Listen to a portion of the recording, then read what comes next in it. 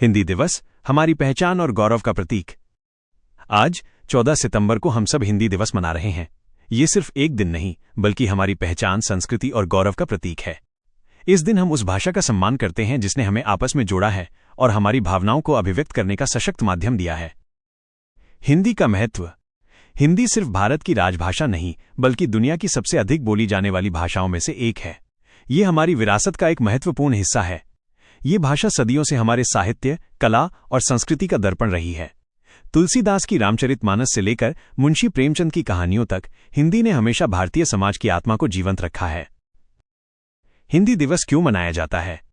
14 सितंबर 1949 को भारतीय संविधान सभा ने हिंदी को भारत की राजभाषा के रूप में स्वीकार किया था। इस ऐतिहासिक निर्णय को यादगार बनाने और हिंदी को हर क्षेत्र में बढ़ावा देने के लिए 1953 से हर साल 14 सितंबर को हिंदी दिवस मनाया जाता है। इसका मुख्य उद्देश्य लोगों को हिंदी के महत्व के बारे में जागरूक करना और इसे दैनिक जीवन में अधिक से अधिक उपयोग करने के लिए प्रेरित करना है। वर्तमान में हिंदी की स्थिति और चुनौतियां। आज के आधुनिक युग में हिंदी को नई चुनौतियों का सामना करना पड़ रहा है।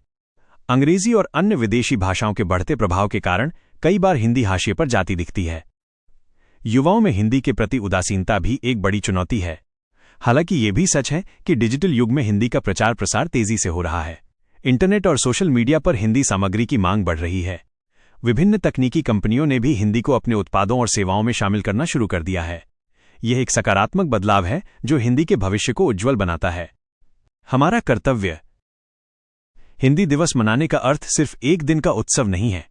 हमें ये सुनिश्चित करना होगा कि हिंदी का उपयोग हमारी शिक्षा, व्यापार और रोजमर्रा के जीवन में बढ़े।